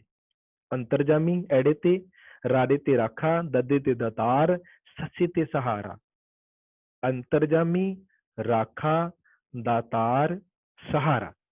ਠੀਕ ਹੈ, ਇਹ ਅਰਦਾਸ ਦੇ ਸੰਬੰਧਿਤ ਜਿਹੜੀਆਂ ਗੱਲਾਂ ਬਾਤਾਂ ਨੇ। ਹੁਣ ਮੈਂ ਜਿਹੜੀ ਬੇਨਤੀ ਕਰਨ ਲੱਗਾ ਅਗਲੀ, ਅਰਦਾਸ ਕਰਦੇ ਸਮੇਂ ਸਾਡਾ ਧਿਆਨ ਕਿਵੇਂ ਕੇਂਦਰਿਤ ਹੋਵੇ, ਅਸੀਂ ਅਰਦਾਸ ਸਮੇਂ ਕੀ ਸੋਚਣ ਆਏ ਅੰਦਰ। ਜਦੋਂ ਸਾਡੇ ਅੰਦਰ ਦੇ ਖਿਆਲ ਇਹ ਹੋਣਗੇ ਕਿ ਮੈਨੂੰ ਫਲਾਣੀ ਸ਼ੈ ਚਾਹੀਦੀ ਹੈ, ਫਿਰ ਅਰਦਾਸ ਜੁੜਦੀ ਨਹੀਂ। ਹੁਣ ਦੇਖੋ, ਇੱਕ ਹੈਗੀ ਹੈ ਜ਼ਬਾਨ ਦੀ ਅਰਦਾਸ, ਅਸੀਂ ਬੋਲਦੇ ਹਾਂ, ਇਹ ਸੰਗਤੀ ਰੂਪ ਵਿੱਚ। ਇੱਕ ਅਰਦਾਸ ਹੈ ਮੈਂ ਬੈਠਾ ਆ, ਮੈਂ ਲੰਮੇ ਪਿਆ ਵੀ ਆ, ਮੈਂ ਖਾਣਾ ਖਾਂਦਾ ਵੀ ਆ, ਮੈਂ ਬੋਲਦਾ ਵੀ ਆ, ਤਾਂ ਵੀ ਮੇਰੀ ਅਰਦਾਸ ਹੋ ਰਹੀ ਹੈ। ਮੇਰੀ ਜ਼ਬਾਨ ਨੂੰ ਹੁਣ ਪਤਾ ਲੱਗ ਗਿਆ ਮੈਂ ਜ਼ਬਾਨ ਦੇ ਨਾਲ ਕੌੜੇ ਬੋਲ ਨਹੀਂ ਬੋਲਣੇ, ਇਹ ਅਰਦਾਸ ਹੈ। ਹੁਣ ਮੈਨੂੰ ਇਹ ਪਤਾ ਲੱਗ ਗਿਆ ਕਿ ਮੈਂ ਅੱਖਾਂ ਨਾਲ ਮਾੜਾ ਨਹੀਂ ਦੇਖਣਾ, ਮੈਂ ਅੱਖਾਂ ਨੂੰ ਚੰਗਾ ਵਿਖਾਉਣਾ, ਇਹ ਅਰਦਾਸ ਹੈ। ਮੇਰੇ ਕੰਨਾਂ ਨੂੰ ਪਤਾ ਲੱਗ ਗਿਆ ਇਹ ਸ਼ਰਵਣੋਂ ਮੇਰੇ ਸਾਚੇ ਸੁਣਨੇ ਨੂੰ ਪਠਾਏ, ਇਹ ਅਰਦਾਸ ਹੈ ਕਿ ਸੱਚ ਸੁਣਨਾ ਹੈ, ਇਹ ਵੀ ਅਰਦਾਸ ਹੈ। ਫਿਰ ਬਿਨਾਂ ਮੰਗ ਤੋਂ, ਬਿਨਾਂ ਬੋਲਣ ਤੋਂ, ਅੰਤਰਜਾਮੀ ਸਭ ਵਿਦ ਜਾਣੇ ਤੋਂ ਕਿਸ ਭਿਆਖ ਸੁਣਾਈਏ। ਹੁਣ ਅੰਦਰ ਦੀਆਂ ਜਾਣਦਾ, ਹੁਣ ਅੰਦਰ ਕੀ ਚੱਲ ਰਿਹਾ ਮੇਰੇ, ਹੁਣ ਇਹ ਅਹਿਮ ਹੈ, ਮੇਰੇ ਅੰਦਰ ਕੀ ਚੱਲ ਰਿਹਾ। ਜੇ ਮੇਰੇ ਅੰਦਰ ਦਵੈਖ, ਈਰਖਾ ਭਾਵਨਾ ਚੱਲ ਰਹੀ ਹੈ, ਅਰਦਾਸ ਵੀ ਐਵੇਂ ਦੀ ਹੋਏਗੀ। ਜੇ ਮੇਰੇ ਅੰਦਰ ਪਿਆਰ ਹੈ, ਸਰਬੱਤ ਦਾ ਭਲਾ ਆ, ਸਾਰਿਆਂ ਨਾਲ ਮਿਲਵਰਤਨ ਹੈ, ਹੁਣ ਮੇਰੇ ਕੋਈ ਮੇਰਾ ਜਿਹੜਾ ਪਰਾਇਆ ਨਹੀਂ ਹੈ, ਵੈਰੀ ਮਿੱਤਰ ਨਹੀਂ ਹੈ, ਹੈ ਨਾ ਕੋ ਬੈਰੀ ਨਹੀਂ ਬੇਗਾਨਾ, ਸਗਲ ਸਮ ਕੋ ਹਮ ਕੋ ਬਨਿਆਈ। ਜਦੋਂ ਇਹ ਵਾਲੀ ਗੱਲ ਬਣ ਗਈ ਨਾ, ਫਿਰ ਅਰਦਾਸ ਅੰਦਰੋਂ ਹੋ ਰਹੀ ਹੋਏਗੀ।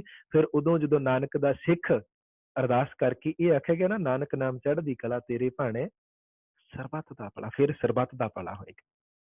ਜਿਹੜੀ ਅਰਦਾਸ ਆਪਾਂ ਦੁਨਿਆਵੀ ਤੌਰ ਤੇ ਜਿਹੜੀ ਸਿੱਖ ਪੰਥ ਨੇ ਸਾਡੀ ਬਣਾਈ ਹੈ, ਬੜੀ ਬਾਕਮਾਲ ਅਰਦਾਸ ਹੈ। ਹੁਣ ਦੇਖੋ, ਪਹਿਲਾ ਪਹਿਰਾ ਜਿਹੜਾ ਨਾ ਅਰਦਾਸ ਦਾ, ਉਸ ਪਹਿਲੇ ਪਹਿਰੇ ਦੇ ਵਿੱਚ 10 ਗੁਰੂ ਸਾਹਿਬਾਨ ਨੂੰ ਯਾਦ ਕੀਤਾ ਜਾਂਦਾ, ਉਹਨਾਂ ਦੇ ਗੁਣਾਂ ਨੂੰ ਯਾਦ ਕੀਤਾ ਜਾਂਦਾ। ਫਿਰ 10 ਪਾਤਸ਼ਾਹਾਂ ਦੀ ਜੋਤ ਦੱਸਿਆ ਕਿ ਗੁਰੂ ਗ੍ਰੰਥ ਸਾਹਿਬ ਮਹਾਰਾਜ ਜੀ, ਇਸ ਤੋਂ ਬਿਨਾਂ ਕਿਸੇ ਅੱਗੇ ਅਰਦਾਸ ਨਹੀਂ, ਇਸ ਤੋਂ ਬਿਨਾਂ ਕੋਈ ਦੇਵੀ ਦੇਵਤਾ ਨਹੀਂ, ਇਸ ਤੋਂ ਬਿਨਾਂ ਕੋਈ ਕਿਸੇ ਦੇ ਅੱਗੇ ਅਰਦਾਸ ਨਹੀਂ ਕਰੀ। 10 ਪਾਤਸ਼ਾਹਾਂ ਦੀ ਜੋਤ ਹੈ, ਗੁਰੂ ਗ੍ਰੰਥ ਸਾਹਿਬ ਮਹਾਰਾਜ। ਫਿਰ ਅਗਲੇ ਬੰਨੇ ਅਰਦਾਸ ਦਾ ਅਗਲਾ ਪੈਰਾ ਬਾ ਕਮਾਲ ਹੈ।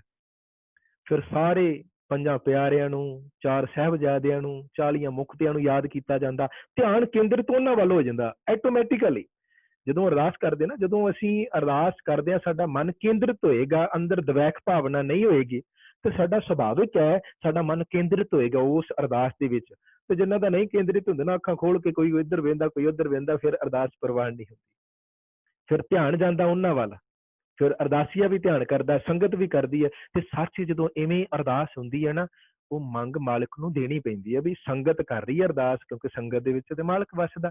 ਹੁਣ ਮਾਲਕ ਕਹਿ ਰਿਹਾ ਵਾਹਿਗੁਰੂ ਅਕਾਲ ਪੁਰਖ ਨੂੰ, ਹੁਣ ਇਹ ਦਾਤ ਜਿਹੜੀ ਹੈ ਦੇਣੀ ਚਾਹੀਦੀ ਹੈ।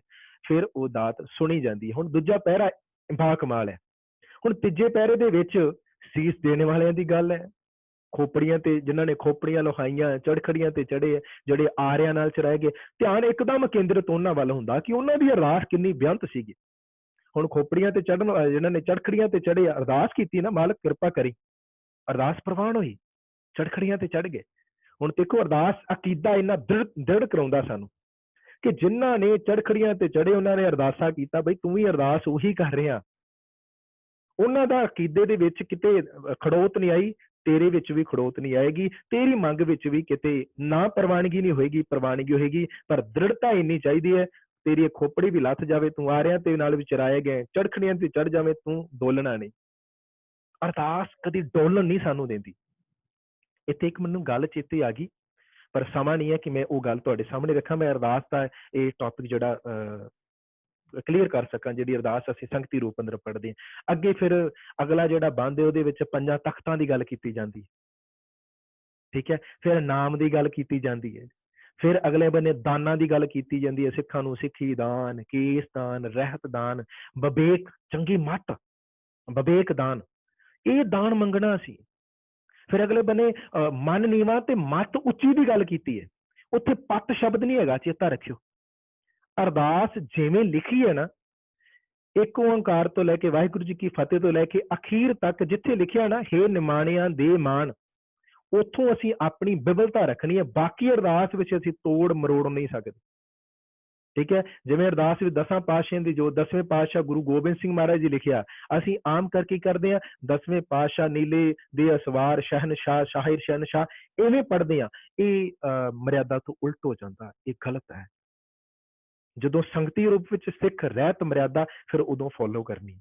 ਫਿਰ ਉੱਥੇ ਹਰ ਇੱਕ ਗੱਲ ਬੜੀ ਜੋੜ ਕੇ, ਬੜੇ ਤਰੀਕੇ ਦੇ ਨਾਲ ਤੋਲ ਮੋਲ ਕਰਕੇ ਇਹ ਗੱਲਾਂ ਲਿਖੀਆਂ ਸਾਰੀਆਂ। ਫਿਰ 5 ਨੇ ਦਾਨਾਂ ਦੀ ਗੱਲ ਕੀਤੀ ਹੈ, ਮਨ ਨੀਵਾਂ ਮੱਤ ਉੱਚੀ ਦੀ ਗੱਲ ਕੀਤੀ ਹੈ।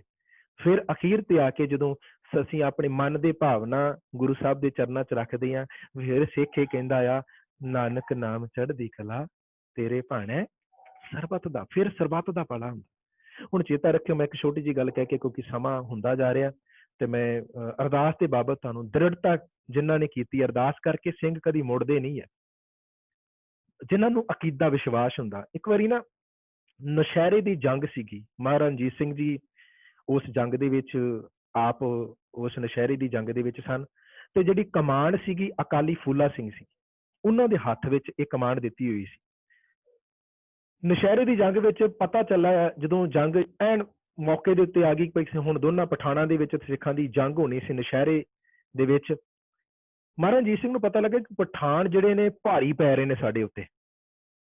ਮਹਾਰਾਜਾ ਰਣਜੀਤ ਸਿੰਘ ਜੀ ਨੇ ਕਹਿ ਦਿੱਤਾ, ਸੁਨੇਹਾ ਭੇਜਿਆ ਅਕਾਲੀ ਫੂਲਾ ਸਿੰਘ ਨੂੰ, ਜੰਗ ਰੋਕ ਦਿੱਤੀ ਜਾਵੇ, ਕਿ ਜੰਗ ਨਹੀਂ ਹੋਏਗੀ, ਕਿਉਂਕਿ ਸਾਡੀਆਂ ਜਿਹੜੀਆਂ ਤੋਪਾਂ ਪਿੱਛੇ ਨੇ, ਆਪਾਂ ਕੱਲ ਨੂੰ ਮੁਲਤਈ ਕਰ ਦਿੰਦੇ ਹਾਂ, ਕੱਲ ਨੂੰ ਜੰਗ ਕਰਾਂਗੇ। ਅਕਾਲੀ ਫੂਲਾ ਸਿੰਘ ਜੀ ਕਹਿਣ ਲੱਗੇ, ਕਹਿੰਦੇ ਹੁਣ ਭਾਵੇਂ ਜਾਨ ਜਾਵੇ, ਭਾਵੇਂ ਬਚੇ, ਹੁਣ ਸਿੰਘ ਪਿੱਛੇ ਨਹੀਂ ਪੈਰ ਪਾ ਸਕਦੇ। ਮਹਾਰਾਜਾ ਰਣਜੀਤ ਸਿੰਘ ਕਹਿਣ ਲੱਗਾ, ਕਹਿੰਦਾ ਕੀ ਗੱਲ, ਕੀ ਹੋ ਗਿਆ?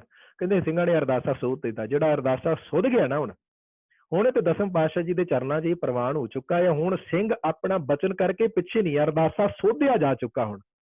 ਹੁਣ ਗੁਰੂ ਸਾਹਿਬ ਦੇ ਚਰਨਾਂ 'ਚ ਇਹ ਅਰਦਾਸ ਹੋ ਗਈ ਹੈ। ਹੁਣ ਇੱਕ ਬੇਨਤੀ ਕਰਨ ਲੱਗਾ, ਹੈ ਬੜੀ ਕਟਾਕਸ਼ ਭਰੀ ਹੈ।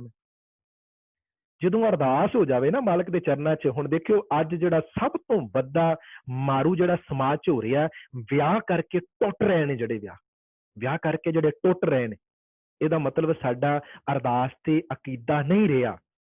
ਜੇ ਕਿਤੇ ਅਸੀਂ ਵਿਆਹੁਤਾ ਨੂੰ, ਮੁੰਡੇ ਤੇ ਕੁੜੀ ਨੂੰ ਦੱਸਿਆ ਹੁੰਦਾ ਨਾ ਕਿ ਜਿਹੜੀ ਅਰਦਾਸ ਹੋਣ ਲੱਗੀ, ਬਈ ਹੁਣ ਫੈਸਲਾ ਕਰ ਲਓ, ਕੱਲ ਨੂੰ ਨਹੀਂ ਇਹ ਕਰਨਾ ਕਿ ਬਈ ਉਹਦਾ ਮੈਨੂੰ ਪਰਿਵਾਰ ਨਹੀਂ ਚੰਗਾ, ਮੈਨੂੰ ਉਹਦਾ ਨਹੀਂ ਅਰਦਾਸ ਹੋਣ ਲੱਗੀ ਹੁਣ ਤੁਹਾਡੇ ਚਰਨਾਂ 'ਚ, ਮਾਲਕ ਦੇ ਚਰਨਾਂ 'ਚ ਅਰਦਾਸ ਹੋਣ ਲੱਗੀ। ਇਹ ਅਰਦਾਸ ਇਵੇਂ ਦੀ ਹੈ ਕਿ ਗੱਲ ਕਹਿ ਕੇ ਅਰਦਾਸ ਕਰਕੇ ਪਿੱਛੇ ਨਹੀਂ ਜੇ ਪੈਰ ਪਾਉਣਾ। ਹੁਣ ਇਸ ਵਿਆਹਤਾ ਜ਼ਿੰਦਗੀ ਨੂੰ ਏਕ ਜੋਤ ਦੋਏ ਮੂਰਤੀ ਵਾਲਾ ਬਣਨਾ ਆ। ਮਾਲਕ ਦੀ ਬਾਣੀ ਦਾ ਪ੍ਰਮਾਣ ਹੈ ਨਾ, ਧਨ ਫਿਰ ਇਹ ਨਾ ਆਖੀਏ ਬਹਿਣ ਇਕੱਠੇ ਹੋਏ, ਏਕ ਜੋਤ ਦੋਏ ਮੂਰਤੀ ਧਨ ਫਿਰ ਕਹੀਏ ਸੋਏ। ਇਹ ਪਤੀ ਪਤਨੀ ਤਾਂ ਬਣਨਾ ਅਰਦਾਸਾ ਤੁਹਾਡਾ ਸੋਧਿਆ ਜਾਣ ਲੱਗਾ ਜੇ। ਤੇ ਸੱਚ ਪਿਆਰ ਵਾਲਿਓ, ਕੋਈ ਦੁਨੀਆ ਦੇ ਅੰਦਰ ਕੋਈ ਤਲਾਕ ਨਹੀਂ ਹੋਏਗਾ, ਸਿੱਖ ਪਰਿਵਾਰਾਂ ਦੇ ਖਾਸ ਕਰਕੇ। ਅੱਜ ਦੁਨੀਆ ਦੇ ਵਿੱਚ ਸਭ ਤੋਂ ਵੱਧ ਸਿੱਖਾਂ ਦੇ ਤਲਾਕ ਹੋ ਰਹੇ ਨੇ। ਵੱਡੀ ਤਰਾਸਦੀ ਹੈ। ਕਾਰਨ ਕੀ? ਕਿਉਂਕਿ ਅਸੀਂ ਅਰਦਾਸ ਬਾਰੇ ਦੱਸ ਨਹੀਂ ਸਕੇ ਲੋਕਾਂ ਨੂੰ ਕਿ ਅਰਦਾਸ ਦਾ ਅਕੀਦਾ ਕਿੰਨਾ ਦ੍ਰਿੜਤਾ ਵਾਲਾ ਹੋਣਾ ਚਾਹੀਦਾ।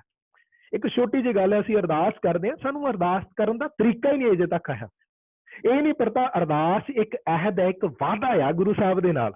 ਤੇ ਰੋਜ਼ਾਨਾ ਅਸੀਂ 2 ਟਾਈਮ ਕਰਦੇ ਹਾਂ, ਸਵੇਰੇ ਸ਼ਾਮ ਸਾਨੂੰ ਚੇਤੇ ਕਰਵਾਇਆ ਜਾਂਦਾ ਇਹ ਅਰਦਾਸ ਪਾਤਸ਼ਾਹ ਜੀ ਦੇ ਚਰਨਾਂ 'ਚ ਹੋਣ ਲੱਗੀ ਏ। ਇਹ ਅਕੀਦਾ ਰੋਜ਼ਾਨਾ ਕਰਨਾ। ਪਰ ਜਿਹੜਾ ਅੱਜ ਅਕੀਦਾ ਹੋ ਰਿਹਾ ਨਾ ਤੇਰੀ ਜ਼ਿੰਦਗੀ ਦਾ, ਇਹ ਮਾਲਕ ਦੇ ਚਰਨਾਂ 'ਚ ਹੋ ਰਿਹਾ। ਇਹ ਦੁਨਿਆਵੀ ਅਦਾਲਤ ਵਿੱਚ ਨਹੀਂ, ਸੱਚੇ ਪਾਤਸ਼ਾਹ ਦੀ ਸੱਚੀ ਸਰਕਾਰ ਦੇ ਸਾਹਮਣੇ ਅਕੀਦਾ ਹੋ ਰਿਹਾ। ਵਾਅਦਾ ਕਰਕੇ ਮੁਕਰਨਾ ਨਹੀਂ। ਉੱਥੇ ਵਾਅਦਾ ਕਰਕੇ ਜਿਹੜੇ ਤੋੜਦੇ ਨੇ, ਸਮਾਜ ਵਿੱਚ ਕਦੀ ਉਹਨਾਂ ਦੀ ਥਾਈ ਨਹੀਂ ਜੇ ਪੈਂਦੀ। ਅਕਾਲੀ ਫੂਲਾ ਸਿੰਘ ਕਹਿਣ ਲੱਗੇ, ਕਹਿੰਦੇ ਕਿ ਮਹਾਰਾਜਾ ਰਣਜੀਤ ਸਿੰਘ ਅਰਦਾਸ ਹੋ ਚੁੱਕੀ ਹੈ, ਹੁਣ ਤੇ ਖਾਲਸਾ ਭਾਵੇਂ ਮਰੇ ਭਾਵੇਂ ਹਟੇ, ਇਹ ਪਿੱਛੇ ਨਹੀਂ ਹਟੇਗਾ। ਇਹ ਜੰਗ ਦੇ ਮੈਦਾਨ ਸ਼ਹਾਦਤ ਦਾ ਜਾਮ ਪਏਗਾ। ਸੱਚ ਉਹ ਜੰਗ ਜਿੱਤੀ। ਦੂਜੀ ਕਹਾਣੀ, ਦੂਜੀ ਸਾਖੀ ਮੈਂ ਤੁਹਾਡੇ ਨਾਲ ਸਾਂਝੀ ਕਰਨ ਲੱਗਾ, ਕਿਉਂਕਿ ਇਹ ਟੂਕ ਮਾਤਰ ਤੁਸੀਂ ਲਿਖ ਵੀ ਸਕਦੇ ਹੋ। ਜਦੋਂ ਬੀਕਾਨੇਰ ਦੇ ਜੰਗਲਾਂ ਵਿੱਚ ਪਤਾ ਲੱਗਿਆ ਨਾ ਕਿ ਹਰਮੰਦਰ ਸਾਹਿਬ, ਸ੍ਰੀ ਦਰਬਾਰ ਸਾਹਿਬ ਦੇ ਅੰਦਰ ਮੱਸਾ ਰੰਗੜ ਕੰਜਰੀਆਂ ਨਚਾ ਰਿਹਾ, ਉੱਥੇ ਅਰਦਾਸਾ ਸੋਧਿਆ ਗਿਆ। ਅਰਦਾਸਾ ਸੋਧ ਕੇ ਭਾਈ ਸੁੱਖਾ ਸਿੰਘ ਤੇ ਮਹਿਤਾਬ ਸਿੰਘ ਮਾੜੀ ਕੰਬੋਕਾ ਵਾਲਿਆਂ ਨੇ ਇਹ ਫੈਸਲਾ ਲਿਆ ਕਿ ਹੁਣ ਗੁਰੂ ਕਾ ਸਿੱਖ ਜਿਹੜੇ ਨੇ ਇਹ ਚੱਲੇ ਨੇ ਰਣ ਤੱਤੇ ਦੇ ਅੰਦਰ, ਤੇ ਉਸ ਰਣ ਤੱਤੇ ਦੇ ਵਿੱਚ ਜਾਮੇ ਸ਼ਹਾਦਤ ਪੀ ਕੇ ਆਵਾਂਗੇ ਤੇ ਉਸ ਜ਼ਾਬਰ ਦਾ ਸਿਰ ਵੱਢ ਕੇ ਲੈ ਕੇ ਆਵਾਂਗੇ। ਹੁਣ ਵੇਖੋ ਅਰਦਾਸ ਦਾ ਕਿੰਨਾ ਅਕੀਦਾ ਆ, ਦ੍ਰਿੜਤਾ ਕਿੰਨੀ ਹੈ। ਤੇ ਗੁਰੂ ਕਾ ਸਿੱਖ ਜਦੋਂ ਗੁਰੂ ਦੇ ਚਰਨਾਂ ਵਿੱਚ ਗੁਰੂ ਦਾ ਓਟ ਆਸਰਾ ਲੈ ਕੇ, ਗੁਰੂ ਥਾਪੀ ਦਿੱਤੀ ਕੰਢ ਜੀਓ, ਜਦੋਂ ਗੁਰੂ ਥਾਪੀ ਦੇ ਦੇਵੇ ਨਾ, ਤੇ ਸੱਚ ਦੇ ਪਿਆਰ ਵਾਲਿਓ ਕਦੀ ਅਰਦਾਸ ਤੋਂ ਪਿੱਛੇ ਨਹੀਂ ਸਿੱਖ ਹਟਦਾ। ਭਾਈ ਸੁੱਖਾ ਸਿੰਘ ਮਹਿਤਾਬ ਸਿੰਘ ਨੇ ਆ ਕੇ ਦਰਬਾਰ ਸਾਹਿਬ ਮੱਸੇ ਰੰਗੜ ਦਾ ਸਿਰ ਵੱਢ ਕੇ ਜਿਹੜਾ ਵਾਪਿਸ ਲੈ ਕੇ ਗਏ ਸੀ। ਇਹ ਅਰਦਾਸ ਦੀ ਦ੍ਰਿੜਤਾ। ਸੋ ਬੜੀਆਂ ਗੱਲਾਂ ਇਵੇਂ ਦੀਆਂ ਹੈਗੀਆਂ ਨੇ। ਸਮਾਂ ਨਹੀਂ ਹੈ ਕਿ ਮੈਂ ਪੂਰੀਆਂ ਗੱਲਾਂ ਤੁਹਾਡੇ ਸਾਹਮਣੇ ਰੱਖ ਸਕਾਂ ਇਸ ਅਰਦਾਸ ਦਾ ਟੌਪਿਕ, ਕਿਉਂਕਿ ਬਹੁਤ ਵਿਸ਼ਾਲ ਹੈ। ਜਿਹੜੇ 7 ਦਾਨ ਹੈ ਉਹਦੇ ਉੱਤੇ ਇੱਕ ਇੱਕ ਦਿਨ ਲੱਗ ਸਕਦਾ ਹੈ ਕਿ 7 ਦਾਨ ਕਿਵੇਂ ਦੇ ਆ। ਸਿੱਖਾਂ ਨੂੰ ਸਿੱਖੀ ਦਾਨ ਦੀ ਕਿਹੜੀ ਗੱਲ ਹੈ, ਉਹਦੇ ਵਿੱਚ ਕਿਹੜੀਆਂ ਕਿਹੜੀਆਂ ਚੀਜ਼ਾਂ ਆਉਂਦਾ ਹੈ। ਸਿੱਖਾਂ ਨੂੰ ਸਿੱਖੀ ਦਾਨ, ਕੇਸ ਦਾਨ ਦੇ ਵਿੱਚ ਕਿਹੜੀ ਗੱਲ ਹੁੰਦੀ ਹੈ। ਇਹ ਬੜਾ ਲੰਬਾ ਟੌਪਿਕ ਹੈ। ਫਿਰ ਵੀ ਇੱਕ ਰਹਿਤਨਾਮਾ ਸੀ ਭਾਈ ਨੰਦ ਲਾਲ ਸਿੰਘ ਜੀ ਦਾ ਪੜ੍ਹਦੇ ਹਾਂ। ਉਹਦੇ ਵਿੱਚ ਲਿਖਿਆ ਕਿ ਸਿੱਖ ਜਦੋਂ ਵੀ ਕੋਈ ਕੰਮ ਕਰੇ ਨਾ, ਕੋਈ ਕਾਰਜ ਕਰੇ ਨਾ, ਮਾਲਕ ਦੇ ਚਰਨਾਂ 'ਚ ਅਰਦਾਸ ਕਰੇ। ਭਾਈ ਨੰਦ ਲਾਲ ਜੀ ਲਿਖਦੇ, ਕਹਿੰਦੇ ਅਰਦਾਸ ਬਿਨਾਂ ਜੋ ਕਾਜ ਸਿਧਾਵੈ, ਗੋਬਿੰਦ ਸਿੰਘ ਵੈ ਸਿੱਖ ਨਾ ਭਾਵੇ। ਉਹ ਸਿੱਖ ਚੰਗਾ ਨਹੀਂ ਲੱਗਦਾ ਗੁਰੂ ਗੋਬਿੰਦ ਸਿੰਘ ਮਹਾਰਾਜ ਨੂੰ ਜਿਹੜਾ ਕੋਈ ਅਰਦਾਸ ਬਿਨਾਂ ਜਿਹੜਾ ਕਾਰਜ ਕਰਦਾ ਹੈ। ਅਸੀਂ ਤੇ ਛੋਟੀਆਂ ਛੋਟੀਆਂ ਅਰਦਾਸਾਂ ਕਰਦੇ ਹਾਂ। ਮਾਲਕ, ਹੁਣ ਮੈਂ ਕਿਹਾ ਨਾ ਕਿ ਪੂਰੀ ਅਰਦਾਸ ਨਹੀਂ ਹੁੰਦੀ। ਪਾਣੀ ਪੀਂਦਿਆਂ ਵੀ ਸੱਚੇ ਪਾਤਸ਼ਾਹ ਪਹਿਲਾ ਪਾਣੀ ਜੀਓ ਹੈ, ਇਹ ਅਰਦਾਸ ਹੈ। ਤੇਰਾ ਸ਼ੁਕਰਾਨਾ ਮੈਨੂੰ ਜਲ ਮਿਲ ਗਿਆ, ਤੇ ਜਲ ਦੀ ਮੈਂ ਜੇ ਦੁਰਵਰਤੋਂ ਕਰਾਂਗਾ ਤੇ ਮਤਲਬ ਮੈਂ ਅਰਦਾਸ ਤੋਂ ਪਿੱਛੇ ਹਟ ਰਿਹਾ। ਜਲ ਦੀ ਦੁਰਵਰਤੋਂ ਨਹੀਂ ਕਰਨੀ। ਠੀਕ ਹੈ। ਇਹ ਬੜੀਆਂ ਗੱਲਾਂ ਹੈਗੀਆਂ। ਬ੍ਰਹਿਮੰਡ ਨੂੰ ਸਾਂਭ ਕੇ ਰੱਖਣਾ, ਕੁਦਰਤ ਨੂੰ ਸਾਂਭ ਕੇ ਰੱਖਣਾ। ਬਲਹਾਰੀ ਕੁਦਰਤ ਵਸਿਆ ਤੇਰਾ ਅੰਤ ਨਾ ਜਾਏ ਲਿਖਿਆ। ਬੜੀਆਂ ਐਵੇਂ ਦੀਆਂ ਗੱਲਾਂ ਨੇ ਜਿਹਦੇ ਵਿੱਚ ਅਰਦਾਸ ਦੇ ਬੋਲ ਨੇ। ਸੋ ਅਰਦਾਸ ਤੇ ਬੜੇ ਤਰ੍ਹਾਂ ਦੀ ਹੈ। ਨੌਕਰੀ ਲਈ ਹੈ, ਕੰਮ ਲਈ ਹੈ, ਕਾਜ ਲਈ ਹੈ, ਬੱਚੇ ਦੇ ਨਾਮ ਸੰਸਕਾਰ ਹੈ, ਜਨਮ ਸੰਸਕਾਰ ਦੀ ਅਰਦਾਸ ਹੈ। ਠੀਕ ਹੈ। ਜਦੋਂ ਵੱਡੇ ਹੋ ਗਏ ਵਿਆਹ ਦੀ ਹੈ, ਕਾਰੋਬਾਰ ਦੀਆਂ ਅਰਦਾਸਾਂ ਨੇ। ਅਰਦਾਸਾਂ ਬੇਅੰਤ ਨੇ ਸਾਡੀਆਂ।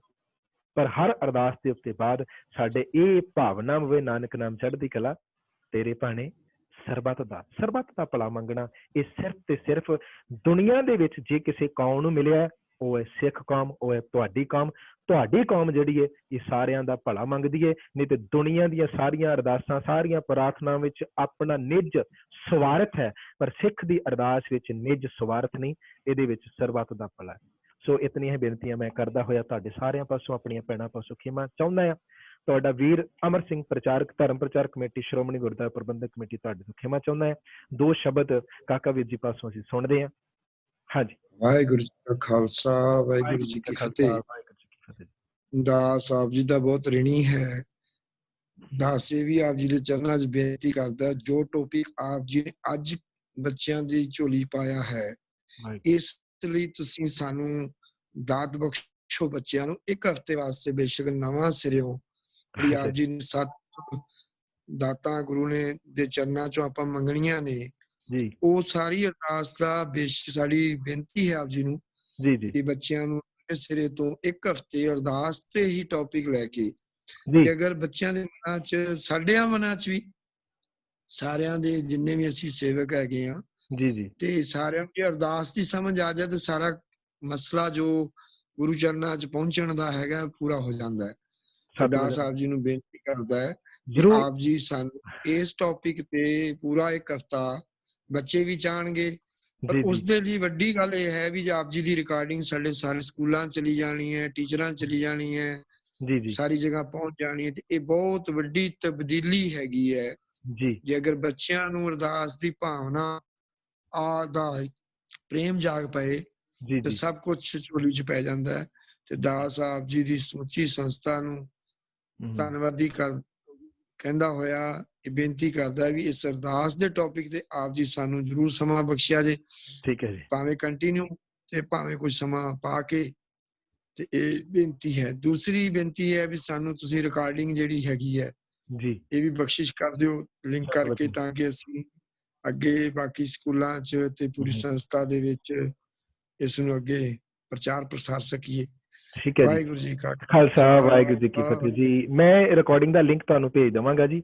ਔਰ ਦੂਜੀ ਬੇਨਤੀ ਹੈ ਕਿ ਕਲਾਸ ਦਾ ਸਮਾਂ ਜਿਹੜਾ ਨਾ ਵੀਰ ਜੀ ਦੇ ਨਾਲ ਵਿਚਾਰ ਕਰਕੇ, ਕਿਉਂਕਿ ਅਗਲਾ ਜਿਹੜਾ ਦਿਨਾਂ ਵਿੱਚ ਕੈਂਪ ਲੱਗਣਾ ਹੈ ਇੱਕ ਸਕੂਲ ਦੇ ਵਿੱਚ, ਗੁਰੂ ਰਾਮਦਾਸ ਪਬਲਿਕ ਸਕੂਲ ਦਾ ਲੱਗਣਾ ਹੈ, ਉਹਨਾਂ ਨਾਲ ਅਗਲੇ ਦਿਨ ਦੇ ਅਸੀਂ ਉਲੀਕਿਆ ਸੀ। ਫਿਰ ਵੀ ਜਦੋਂ ਸਮਾਂ ਮਿਲਦਾ ਆ ਇਸ ਹਫ਼ਤੇ ਦੇ ਵਿੱਚ ਅਸੀਂ ਜ਼ਰੂਰ ਵਿਚਾਰ ਕਰਕੇ ਮੈਂ ਤੁਹਾਨੂੰ ਵੀਰ ਜੀ ਜਗਦੇਵ ਰਾਹੀਂ ਤੁਹਾਡੇ ਤਾਈਂ ਸੁਣਾ ਪਹੁੰਚਾ ਦਾਂਗੇ। ਹਾਂ, ਕਿਉਂਕਿ ਇਹ ਜਿਹੜੀ ਅੱਜ ਵਾਲਾ ਆਪ ਜੀ ਦਾ ਟੌਪਿਕ ਹੈ ਨਾ ਜੀ, ਜੀ ਜੀ ਇਹ ਬਹੁਤ ਹੀ ਜ਼ਰੂਰੀ ਹੈ। ਬੱਚਿਆਂ ਨੂੰ ਇਹ ਸੇਧ ਦੇਣੀ, ਟੀਚਰਾਂ ਨੂੰ ਇਹ ਸੇਧ ਦੇਣੀ, ਦਾਸ ਨੂੰ ਵੀ ਬਹੁਤ ਹੀ ਮਨ ਨੂੰ ਟੁੰਬ ਰਹੀ ਸੀ ਇਹ ਆਪ ਜੀ ਦੇ ਪ੍ਰਵਚਨ ਜਿਹੜੇ ਆ ਰਹੇ ਸੀ, ਇਹ ਧੰਨਵਾਦ। ਬਹੁਤ ਹੀ ਜ਼ਰੂਰੀ ਨੇ। ਧੰਨਵਾਦ ਜੀ। ਠੀਕ ਹੈ ਜੀ। ਵਾਹਿਗੁਰੂ ਜੀ ਕਾ ਖਾਲਸਾ, ਖਾਲਸਾ ਵਾਹਿਗੁਰੂ ਜੀ ਕੀ ਵਾਹਿਗੁਰੂ ਫਤਿਹ ਜੀ। ਜੀ ਕੀ ਫਤਿਹ। ਸੋ ਅਖੀਰ ਵਿੱਚ ਮੈਂ ਕਾਕਾ ਵੀਰ ਜੀ ਦਾ, ਵੀਰ ਜੀ ਜਗਜੀਤ ਸਿੰਘ ਜੀ ਦਾ ਤੇ ਆਪਣੀਆਂ ਭੈਣਾਂ ਦਾ, ਸਾਰਿਆਂ ਦਾ ਧੰਨਵਾਦ ਕਰਦਾ ਹੋਇਆ ਧਰਮ ਪ੍ਰਚਾਰ ਕਮੇਟੀ, ਸ਼੍ਰੋਮਣੀ ਗੁਰਦੁਆਰਾ ਪ੍ਰਬੰਧਕ ਕਮੇਟੀ ਦਾ ਪ੍ਰਚਾਰਕ ਤੁਹਾਡਾ ਵੀਰ ਅਮਰ ਸਿੰਘ ਤੁਹਾਡੇ ਤੋਂ ਇਜਾਜ਼ਤ ਚਾਹੁੰਦਾ ਹੈ। ਦੋਵੇਂ ਹੱਥ ਜੋੜ ਕੇ ਫਤਿਹ ਅਰਜ਼ ਕਰਦਾ ਹੈ ਜੀ। ਵਾਹਿਗੁਰੂ ਜੀ ਕਾ ਖਾਲਸਾ, ਵਾਹਿਗੁਰੂ ਜੀ ਕੀ ਫਤਿਹ। ਜੀ ਕੀ ਫਤਿਹ।